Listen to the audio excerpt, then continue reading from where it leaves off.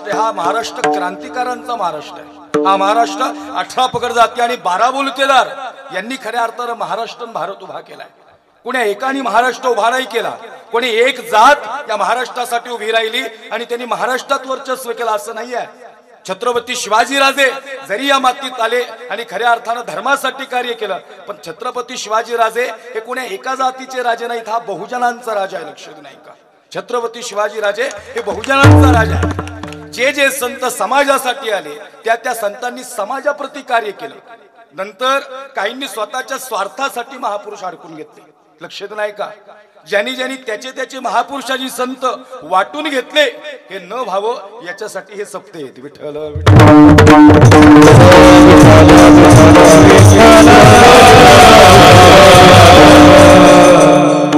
आणि म्हणून खऱ्या अर्थानं आजचा अभंग अगदी सोपा आहे, सुंदर आहे। आमचे ते ब्रह्मा दादांनी मला सांगितलं की महाराज थोडं छत्रपती होऊ द्यात।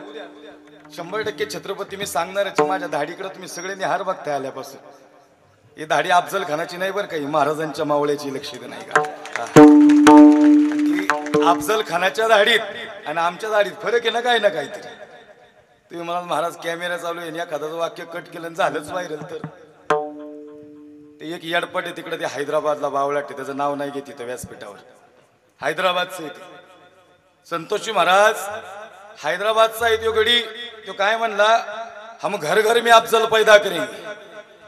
ही मजाल बर का, भारतात राहून भारतात म्हणायची। काय म्हणला, हम घर घर में अफजल पैदा करेंगे। त्यांना माहिती, मी तिथं जाऊन कीर्तन केलं हैदराबाद मध्ये। त्याला म्हणलो गाड्या तू घर घर में अफजल पैदा कर, हमारे छत्रपती शिवाजीराजे घर में घुस कर अफजल मारेंगे। हे जबरदस्त राजा आहे। जर एखादा मिनिट भेटलंच तर अफजल फाडून जाऊ बर का। अफजल म्हणजे लय भयानक फाडला बर का, एका झपक्यातच उडवलेला राजांनी अफजल। 7.5 फुटाचं होतं। तुमच्या अंगावर शहारा उभा करणार आहे। फक्त वारकरी संप्रदायाचा दंडक आहे, नियम आहे आणि मर्यादा आहेत। अभंग घेतल्यानंतर किमान पहिल्या चरणाचं चिंतन झालं पाहिजे। कोणी एका संतांचा विचार तुमच्या समोर मांडायला नाही आलो। मी सांगितलं ही भूमी 18 पगड जातीन 12 बोलीतेदारांची। या मातीत कार्य जगद्गुरु तुकोबार यांनी केलेलं आहे। या मातीला स्पर्श खऱ्या अर्थानं माऊली ज्ञानोबा यांची लागली आहेत। इथं खऱ्या अर्थानं सद्गुरु वामन भाऊंचं कार्य आहे। इथं खऱ्या अर्थानं सद्गुरु श्री संत भगवान बाबांचं कार्य आहे। म्हणून या प्रत्येक संतांनी जातीसाठी कार्यच केलं नाही।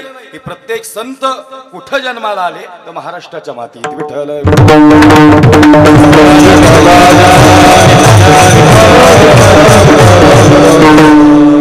म्हणून पाहुणे घरासी आजी आले ऋषिकेशी, काय करू उपचार कोप मोडकी जर्जर।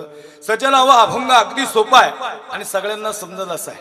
अभंगाचा पहिला शब्द पाहुणा आहे आणि मला असं वाटतं इथं बसलेला असा एकही व्यक्ती नाही की ज्याला पाहुणा हा शब्द माहिती नाही। आज मी तुमच्या गावात पाहुणा आहे बरं का, लक्ष दे नाही का? जगद्गुरु तुकोबारे सांगतात पाहुणे घरासी आजी आले ऋषिकेशी, आणि तो ऋषिकेश नावाचा पाहुणा आमच्या घरी आला। पण खरं सांगू का, हा ऋषिकेश नावाचा पाहुणा घरी बोलवण्याला तेवढं सामर्थ्य लागतं। हा ऋषिकेश पाहुणा घरी बोलवण्यासाठी तेवढं सामर्थ्य लागतं। आणि म्हणून काही व्यवहारात पाहुणे सांगितले ते पाहुणे वेगळे आहेत। काही पाहुणे भाग्यवान आहेत, काही पाहुणे दुर्दैवी आहेत। लक्ष दे नाही का? काही पाहुणे भाग्यवान आहेत आणि काही पाहुणे दुर्दैवी आहेत। मग तुकोबारे सांगतात तो पाहुणा कोणता आहे? सोपा आहे, महाराजांनी त्या पाहुण्याचं नावच ऋषिकेश सांगितलेलं आहे। मला असं वाटतं भगवान परमात्म्याची अनेक नाव आहेत।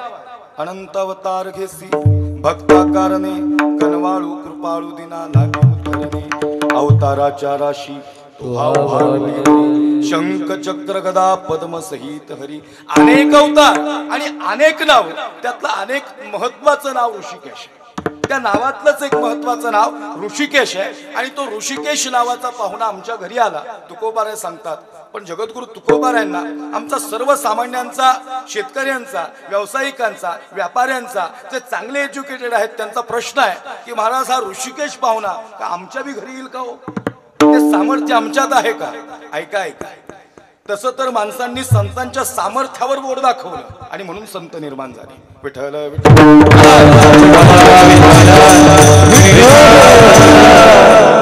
मोठी माणसं उगाच मोठी होत नाहीत। तुम्ही म्हणताना कुणीतरी तुमच्यावर बोट दाखवतं, कुणी तुमची निंदा करतं। ऐका ऐका, कुणीतरी आमच्यावर बोट दाखवलंच पाहिजे, कुणीतरी निंदा केलीच पाहिजे, कुणीतरी आमच्या सामर्थ्याला आव्हान केलंच पाहिजे। कारण ज्या वेळेस सामर्थ्याला आव्हान होतं त्यावेळेस माणसं मोठी होतात। लक्ष दिलंय का? त्यावेळेस त्यांच्या हृदयात ती जिद्द निर्माण होते आणि तरुणांनो, हे कीर्तन तुमच्यासाठी मी घेऊन जाणार आहे. संतांच्या सामर्थ्यावर बोट दाखवलं म्हणून माऊली ज्ञानोबारायांसारखे संत या मातीत आले. लक्ष दे, नाही का मला काय सांगायचं आहे. जगद्गुरु तुकोबारायांचं मग सामर्थ्य आहे का की जगाचा मालक म्हणून पाहुणा म्हणून बोलवावं. काही पाहुणे भाग्यवान आहेत आणि काही पाहुणे दुर्दैवी आहेत. ऐका ऐका, महिला मंडळ आवाज येतोय, टेन्शन नाही काच काय, पैसे झालेत ना जमा आता. हा काही लोड घ्यायचा नाही, टेन्शन घ्यायचं नाही. लक्ष नाही का, माझा काही कुठला पक्ष नाही बरं का. नाही तर तुम्ही म्हणा आलन केली आणि लाडकी बहीण नसो. काय झालं, आमच्या कीर्तन करणं विषय झाला आता. तुम्ही निदान 5 मिनिटं तरी निघून जातात कीर्तनातले, त्याच्यातून लक्ष नाही का मला काय सांगायचं. बघा, जे कार्य चांगले ते कार्याला चांगलं म्हणू आम्ही. विषय राजकारणाचा किंवा पक्षाचा नाही. इथं बसलेले अनेक राजकारणातली व्यक्ती असतील, जे वेगवेगळ्या पक्षात काम करत असतील. मला असं वाटतं तुमच्या गावात मी 2 तास चांगले कीर्तन करू शकतो, बरोबर. पण तुमच्या गावात 2 तास चांगलं कीर्तन करू शकतो, पण तुमच्या गावातला विकास माझ्याकडे नाहीये. तो विकास तुमच्याच गावातला कोणीतरी एक व्यक्ती करू शकतो. त्याचा पक्ष महत्वाचा नाही, तो व्यक्तीलाही महत्वाचा. लक्ष देऊ नाही का, पक्षाचं काय नाही. आता पक्षाचं राहिलं तरी कुठे गणित येतं. खऱ्या अर्थाला आम्ही माणूस म्हणून त्याचा उल्लेख चांगल्या पद्धतीने केला पाहिजे. ऐका ऐका, काही पाहुणे भाग्यवान आहेत आणि काही पाहुणे दुर्दैवी आहेत. जगद्गुरु तुकोबाराय बोलवतात ते पाहुणे वेगळे आहेत. आणि खरं सांगू का, भाग्यवान पाहुणा असा आहे आणि दुर्दैवी असा आहे. एखाद्या गावात लई भूक लागावी, संतोष महाराज, तुम्ही, आम्ही सगळे, दाभाडे महाराज, मोरे महाराज, खऱ्या अर्थानं आम्ही सगळे जावेत. आणि मग ड्रायव्हरला हळूच संतोष महाराजांनी खुनावा, जरा जोरात चला म्हणले, भूक लागली म्हणले. ज्या गावात जावं आणि जिथं पाहुणा म्हणून जावं, गोडभर दूध मिळावं अशी इच्छा व्हावी आणि त्याच घरातून म्हातारीचं मुडं बाहेर यावं. याला दुर्दैवी पाहुणा म्हणतात बरं का, दुर्दैवी पाहुणा म्हणतात. आणि मग असंच एखाद्या वेळेस व्हावं, लांबचा प्रवास करावा, सगळी मंडळी निघावीत, कधी एखादं घर येते असं व्हावं, कडाड्याची भूक लागलेली असावी, गोडभर दूध मिळेल माऊली महाराज असं मिळावं, अरे कपभर चहा मिळला, कोरा चहा मिळला तरी समाधानी व्हावं, अशी हृदयात भावना व्हावी. आणि ज्या घरात जेवायला जावं त्या घरातला जावई आलेला असावा. जावयाला सडा समर्जन आहे, ताट आहे, पंचपक्वानाचं खऱ्या अर्थानं ताट आहे. लक्ष नाही का, सुंदर असा रांगोळी काढलेला पाट आहे. आणि मग जावयाला पुरणपोळीचा घास आहे किंवा दालबाटी असं मी म्हणून तुमच्या इकडे जरा फेमस येते. आणि मग मला सांगा, त्या जावयासाठी एवढे पंचपक्वान केलेले. आता आम्ही महत्वाचे पाहुणे नाहीत, तिथं जावई पाहुणे आहे. पण खरं सांगू का, आम्ही भाग्यवान कसे ठरलो, जावयाच्या बरोबर पुरणपोळीचा घास आम्हालाही खायला भेटला, हा भाग्यवान पाहुणा आहे. विठ्ठल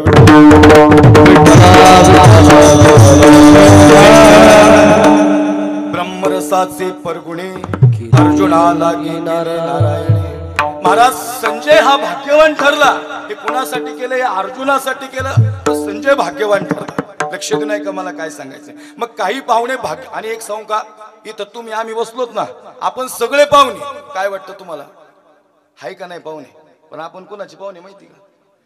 हरिविना जन्म नरकाची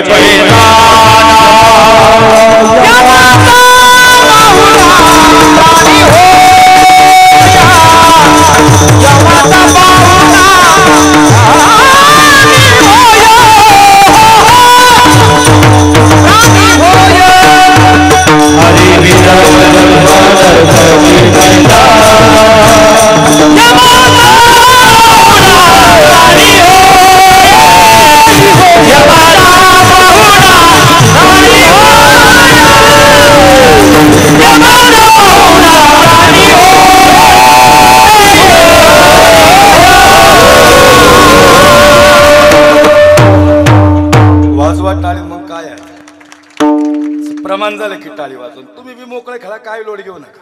माझं काही नसते, मी एक्स्ट्रा एक 15-20 मिनिटं घेतले तरी काही नाराज होणार नाही. लांबून आलोय ना मी, लक्ष देऊ नाही का. हा, आणि चांगले गाणारे आहेत म्हणून मी बी लय तोंडमध्ये घालणार. काय होतं नाही ते ह्याला लय अहंकार, ते कुणाला प्रमाण म्हणून देणार नाही.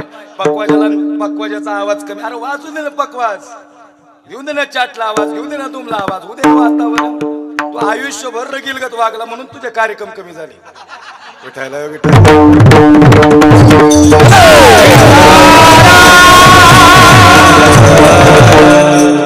काय ही कला सादर करण्यासाठी त्यांना रियाज करावा लागलाय. गायनाचार्यांना एक एक राग आळवावा लागलाय. प्रॅक्टिस मेक मॅन परफेक्ट नाही, perfect practice make man perfect. त्यांना एक एक राग, एक एक बोल पकवाजांना असा असा असा गुरुनी मग एक सापट टाकली, मग कळलं कसं काय गणित असतं. हे सांगायचं तात्पर्य कसं असं आहे की सज्जन आहो, आता हे चांगले म्हणणार आहेत आणि मी का गात नाही. छत्रपती सांगायचे मोरे गुरुजी बरं का, डाकणे महाराज छत्रपती शिवाजीराजे सांगणं म्हणजे ते मुळमुळीत आवाजात नाही सांगावं लागत. हा मर्दानी आवाजात क्या बात आहे, हे होईना बात, मर्दानी आवाज पाहिजे. आणि ते जर मी असं म्हणलं राज म्हणलं कसं काय ताना भरेस का, आणि लई दिवस झाला आला नाहीस तू, आता तरी जरा मोठा अखंड हरिनाम सप्ताह चालू आहे, यंदा कसं काय गणित करतोय बघ. ताना म्हणला काय नाही राजा, जरा शेलार मामाची तब्येत बिघडली, आता मामाचं बी वय झाले, मामाला काय आता पहिल्या गत होत नाही गणित, आता आई सब बोले पे बोलाय की क्या. अरे राजगडावर महासाहेब जिजाऊ आहेत आणि महासाहेब सांगतात राजा अर्धिस्तो का तो कोठारा, महासाहेब सांगतात राजा अर्धिस्तो का तो कोठारा. हो महासाहेब दिसतो ना कोठारा, महासाहेब अर्धिस्तो ना कोठारा.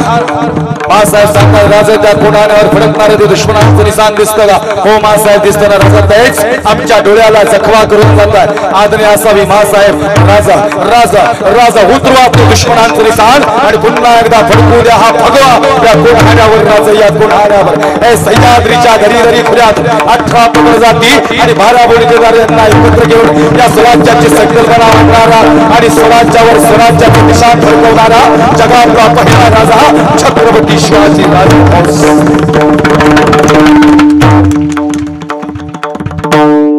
ये ट्रेलर है, पिक्चर अभी बाकी है. विठ्ठल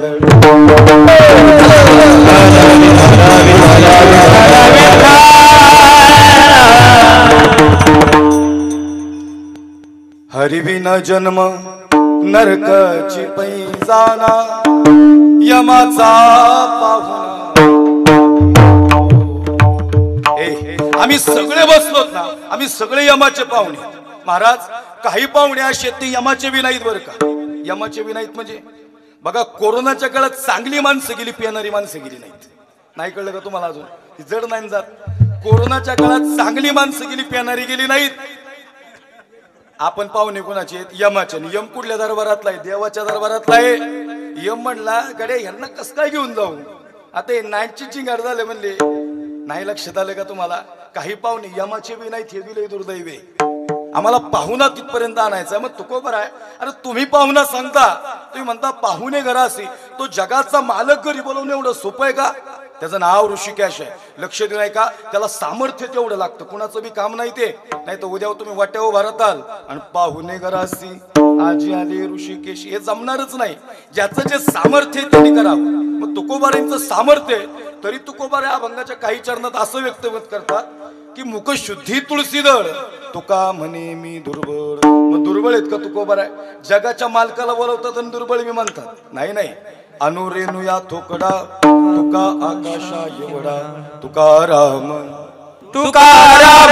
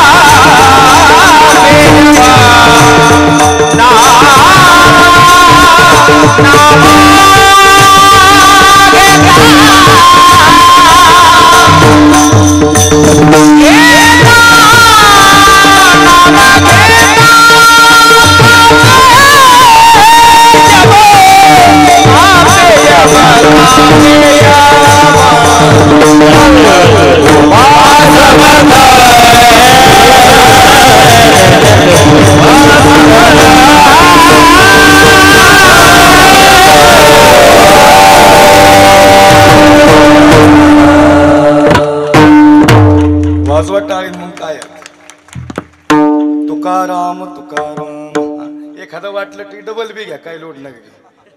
हा नाही नाही की बरोबर आहे, त्यांचंही बरोबर आहे. आता एवढे समजदार गाय गावले काम आमचं लय भारी हो का.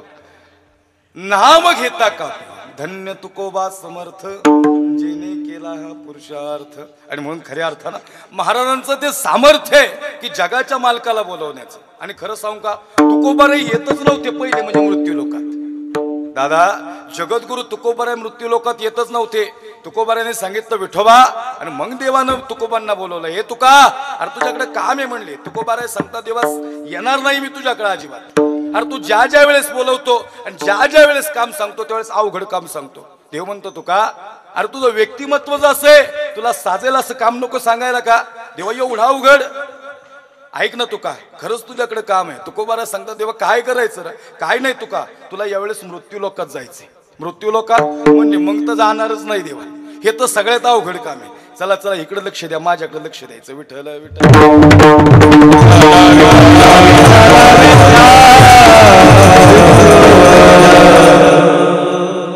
आता मी काही विनोदाचार्य नाही, त्यामुळे लई खेळून नाही ठेवू शकत लोक. विनोदाचार्य वाईट आहेत असं मला म्हणायचं नाही. लक्ष देऊ नाही का, ते त्यांच्या त्यांच्या क्षेत्रात चांगले आहेत. ज्यांच्याकडे चिंतन आहे त्यांच्या डायऱ्या मोकळ्या नाहीत. विनोदाचार्य अजून 10 वर्ष टिकतात. आता इंदुरीकर वगैरे हे अपवाद आहेत बरं का या गोष्टीला. इंदुरीकर बाबा चालत आले तरी लोक हसायला लागतात. म्हणजे ज्या गोष्टी चांगल्या आहेत त्या मी मानले बी पाहिजेत. लहान लहान पोरांना इंदुरीकर बाबांमुळे कीर्तन कळल्यात काय आहेत ते. आणि काय होते, लोकांना असं झालं की लोक नावं ठेवण्यात व्यस्त झाल्यात. ह्यांनी असं केलं, त्यांनी तसं केलं. मला परवा एकाने फोन केला, म्हणला छत्रपती सांगूच नका. अरे म्हणलं तुझ्या का पोटात दुखते. मला सांगायचं तात्पर्य काय, सगळे हे बघा या जगात कुठलीच गोष्ट अशी नाही. लोक देवाला नाव ठेवतात म्हणले, आपल्याला नाही ठेवणार का. उमेश महाराज चांगलं वाजवायला लागलं का सगळ्यांना चांगलं वाटणार आहे का. माऊली चांगलं वाजवायला लागलं सगळ्यांना कुणाच्या पोटात दुखणारच ना. संतोष महाराज चांगलं गायला लागले लोक म्हणतात तेवढंच येतं, मग तू म्हण. एवढं सोपं नाही. लक्ष देऊ नाही का मला काय म्हणायचं. आता बरेच जण आमच्याच पॅनलची आहेत, मला म्हणते छत्रपती नको सांगू. पॅनलची म्हणजे कळलं ना, या क्षेत्रातली. ते एकाने त्याचा त्या दिवशीच व्हिडिओ बघितला. म्हणलं काय यांना, म्हणले शिवाजी महाराज सांगतात हे सांगतात. अरे म्हणलं छत्रपती तरी म्हण. निदान आम्ही जन्माला कुठे बी आलो माहिती नाही आम्हाला गड्या, पण आम्ही मरताना मग या मातीत मरणार. हे वैभव लय मोठे आमच्यासोबत. लक्ष देऊ नाही का मला काय सांगायचे. हे का सांगतो लक्ष देऊ नाही का. आणि ज्याला म्हणलं तुला नाही सांगताय तू नको सांगू, आम्हाला सांगू दे ना. कीर्तनाचा विषय कीर्तनापर्यंतच लक्ष देऊ नाही का. मी परखड बोलणार आहे. काही गोष्टी जर पटल्या नाही तरी पटून घ्या. आता आम्ही 3 पिढ्यांचे माळकरी आहेत. नाही लक्षात आलं का तुम्हाला. तुम्ही ह्याच्यातलेच आहेत. आम्ही तरी तिकडून इकडं आलो असं गडीभर कुणाला तरी म्हणावं लागल. हा म्हणजे हे माफी मागून बोलते. म्हणजे आता कुणाला माळा घालायच्यात आणि कुणाला ठेवायच्या ते तुम्ही तुमचं बघा. आता असलं बोललं की तरी लोकाला राग येतो. मी त्या दिवशी कीर्तनाला गेलो, आईला म्हणलं आई आता घाल पोराला माळा. आई म्हणते खायचे प्यायचे दिवस आहे बाबा, आता कुठं मग आता ये का खायचे प्यायचे दिवस. बरं जाऊ दे, आता लय पुढे जाईन कीर्तन, विषय बाजूला राहील. हा ती महाराज म्हणते जाऊ दे काय नाही विषय. विठ्ठल विठ्ठल.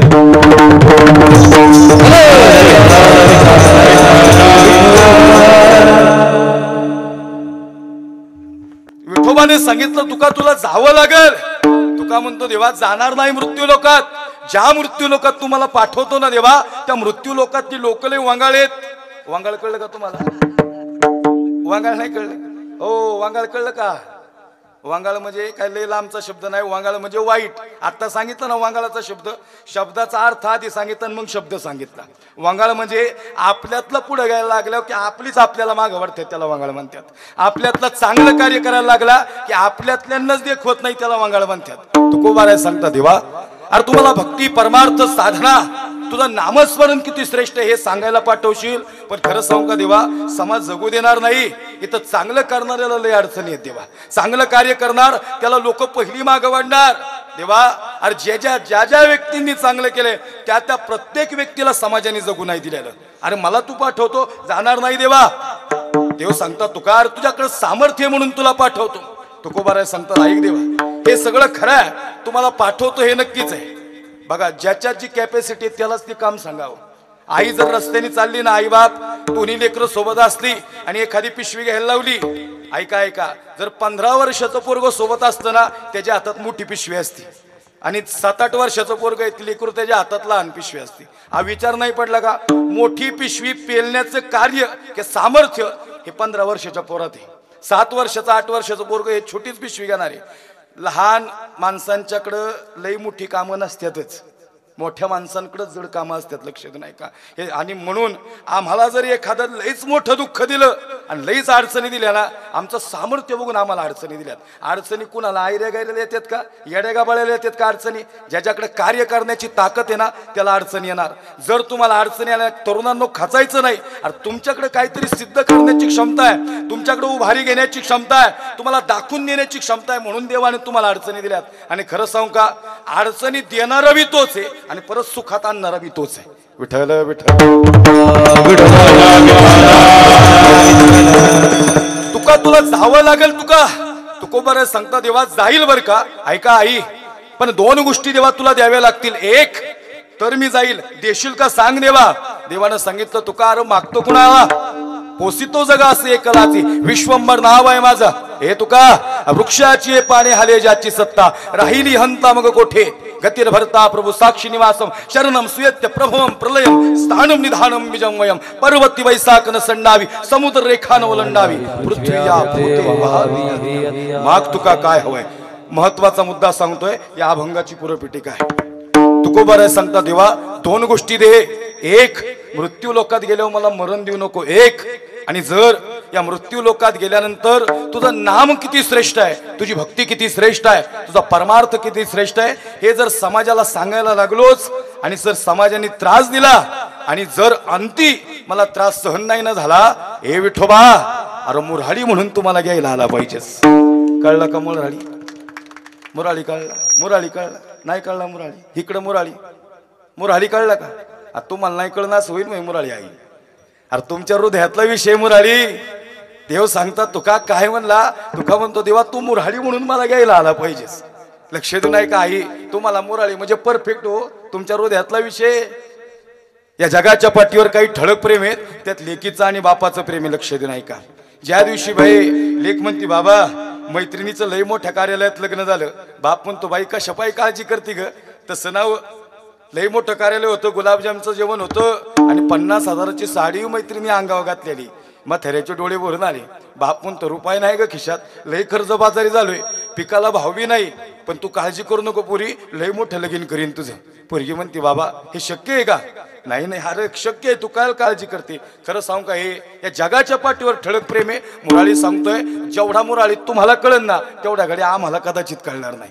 आई ऐका ना, अंतकरण दाटून आलं, मी विषयाला स्पर्श केला तर बसलेल्या मुलींच्या डोळ्यात पाणी आलं. कदाचित त्यांचा बाप त्यांना आठवला असेल, म्हातारा डोळ्यासमोर आला असेल. साहेब म्हातारा शब्द हा त्यागाचा शब्द आहे. म्हातारा हा शब्द वाईट नाही बरं का. तो म्हातारा का झाला माहिती का? त्याच्या चेहऱ्यावर सुरकुत्या काय आहेत, आमच्या चेहऱ्याचं तेज आबादित राहावं ना म्हणून त्यांनी स्वतःचं तारुण्य खर्ची लावलं ना, म्हणून त्याग या शब्दाचा अर्थ म्हणजे बाप आहे. लक्ष देऊ नाही का? बाप आहे ज्याने आयुष्यभर त्याग केलाय. सजना हो, बाप सांगायला कीर्तनात उभा नाहीये, पण मला मुराळी या शब्दापर्यंत तुम्हाला न्यायचं आहे. आणि आमच्या बसलेल्या आईला आणि या मुलींना निश्चितच मुराळी समजलेला आहे. सांगा ना मग लेकियो, अंतकरण दाटून आलं. हे बाई अरे मोठं लग्न करेल आणि महाराज ज्या दिवशी पाहुणे बघायला आले ना, एक कप घेऊन गेली, बाहेर गेलेली, एक परत आत आली. आणि मग बाप म्हणतो हे बाई कस काय वाटते, बरं आहे का, चांगलंय का स्थळ, नागशार मुलगा आहे, गोरा पान आहे, सगळं जिथल्या तिथे मोठी पार्टी आहे. मग पत्नीने आतून आवाज दिला, यांचं ना आपली सोयरीक जमायची नाही, ती लई पैशावाली लोक आहेत, एवढा हुंडा देणं आपल्याला पेलणार नाही, तुम्ही नादाला लागू नका. हे पोरी बापाच्या काय नादाला लागू नको, तो आधीच कर्ज बाजारी झालाय. बाप म्हणतो पोरी पोरगा आवडलं का तुला? मुलगी जशी लाच दिना, बाप म्हणतो ह्याच घरात पोरी तुला द्यायचं, काळजी करू नको, सोन्यासारखे दिवस येतील तुझे. बायको आतून आवाज देते म्हणले नाही जमणार हो. खरं सांगू का, त्याने आजपर्यंत जे जे ठरवलंय ना त्यांनी केलंय गड्या. आई तुमचे डोळे लगेच भरून येतात, तुम्ही समोर उभे राहून प्रेम करता बरं का, पण पडद्याच्या मागं उभा राहून करतो ना प्रेम, त्याला बाप म्हणतात. तो पडद्याच्या आड उभा राहतो. आणि खरं सांगू का, बाप पडद्याच्या मागच चांगला वाटतो गड्या. तो जर पडद्याच्या पुढे आला आणि तो हायलाइट झाला ना, त्याचा बाप पण कदाचित तो गमवू शकतो ना, म्हणून बाप हा पडद्याच्या मागं चांगला आहे. लक्ष नाही का? हे नाही नाही तुम्हाला रडता येतं ना, अरे बाई आई तुमच्यापेक्षा जास्त त्याला रडता येतं, पण आयुष्यभर रडत नाही तो. कदाचित एका मिनिटासाठी बाप डोळ्यासमोर उभा राहिला ना, मग ज्याच्या त्याच्या बापासाठी त्याच्या डोळ्यात पाणी गड्या. खरंच आमचा बाप असाच आहे आणि असाच आहे, तो असाच असावा. आता दिवाळी साजरी झाली, आधी प्रत्येकाची दिवाळी साजरी झाली का साहेब? आधी दिवाळी साजरी नाही झाली. आधीची घरं छपराची होती, आता बंगले आहेत. आठवा ना तुम्ही, हाच गाव, हीच घर, तीच जागा, ती 2 गुंठ 3 गुंठा जागा आठवा. आणि त्या घराचं आधीचं घर पण आठवा, तिथं छप्पर होतं, वरतून गळत होतं. पण आमच्या म्हाताऱ्यांनी रात्रभर मांडवी घेऊन बसलं, ए प्लॅस्टिकचं तरटं आमच्या अंगावर टाकलं गड्या. अरे एक थेंब लागून दिला नाही. मला खरं सांगावं, अरे त्यांनी त्याग नाही का केला? मग मला सांगायचं तात्पर्य काय, लक्ष दे नाही का सज्जनाओ, ती सगळी झोपडी आज संपलेली, तिथं बंगले उभे राहिले असतील. दिवाळीला महाराजजी खऱ्या अर्थानं असा क्षण समोर आला, विठ्ठल विठ्ठल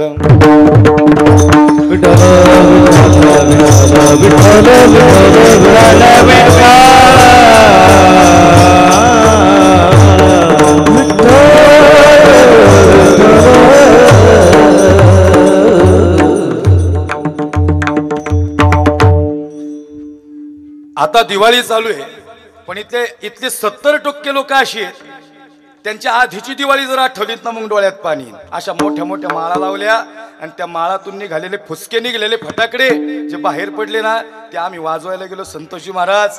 आणि ते फुसके निघालेले फटाकडे, ज्या वेळेस त्या फटाकड्याला आम्ही हात लावला, आमच्या बापाने एक झापट टाकली. आमच्या इथं बसलेली 70% मुलं अशी आहेत ज्यांनी फुसके निघालेले लहानपणी फटाक. काय होतं खऱ्या अर्थाने आधी मोठं वैभव होतं. चला इकडे लक्ष द्या. मला असं वाटतं काय झाले, असंच गणित झाले. विठ्ठल विठ्ठल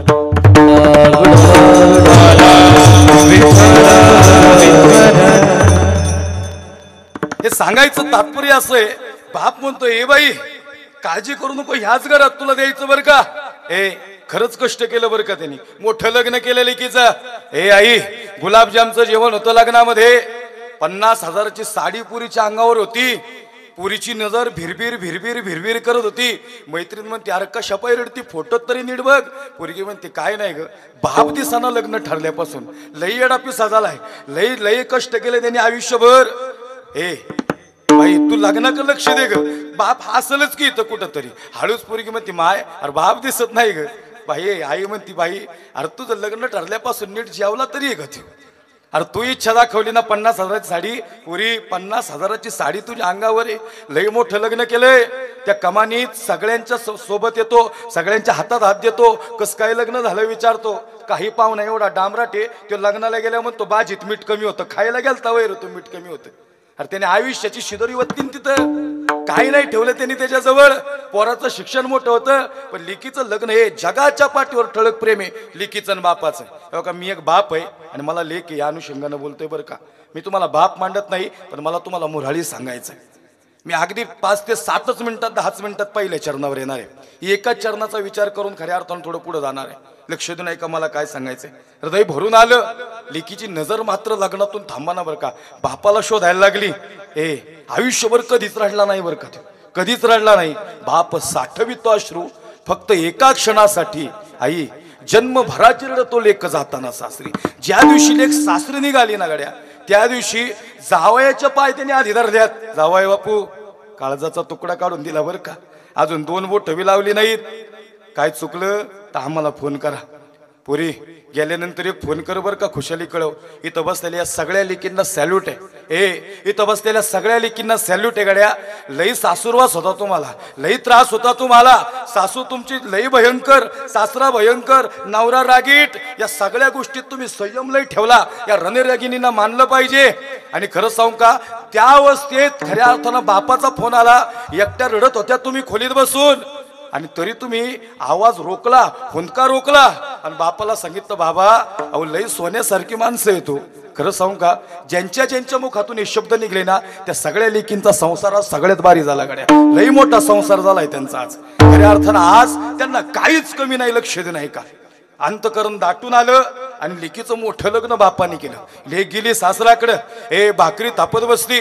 भाकरी थापता थापता दाराकडे नजर जायची. आज येईल माझा बाप, उद्या येईल माझा बाप. बाप काय येईना आणि लेकीचं भाकरीकडे काही नजर लागाना, लक्षच लागाना. 8 दिवस झाले साहेब, दादा 8 दिवस झालं. भाकरीकडे लक्ष नाही, तव्याकडे लक्ष नाही, पिठाकडे लक्ष नाही. काय होतंय कळत नाही. अरे कधी येईल माझा बाप. आता लई कष्ट करत असेल, 8 तास कष्ट करणार, आता 12 तास कष्ट करत असेल. लग्न लावताना खऱ्या अर्थानं रडला नाही, पण माझ्या गळ्यात पडून माझा बाप रडला. आता रडत असेल का. एक सांगू का, त्याच्या पायाला किती चिरा पडल्यात ना, या लेकीला अचूक माहितीये. लक्ष दे नाही का त्याचा डायबिटीस ब्लड प्रेशर किती कमी जास्त झाला ना या लेकीला माहितीये कोणत्या कपाटात गोळीची डबी ठेवली ना या लेकीला माहितीये अंतकरण दाटून आलं 8 दिवस झाले साहेब बाप येईना आणि लेकीचं हृदय काय थांबाना सासूबाई म्हणते हे सुनबाई अरे का शबाई रडती बाबा सुनबाई म्हणते काय नाही हो सासूबाई चुलीच्या जाळ्या लागतात ना म्हणून डोळ्यात पाणी येते लई चुलीच्या स्वयंपाकाची सवय नाही मला नाही ग तुला तरी मुद्दा म्हणून कुठं भाकरी थाप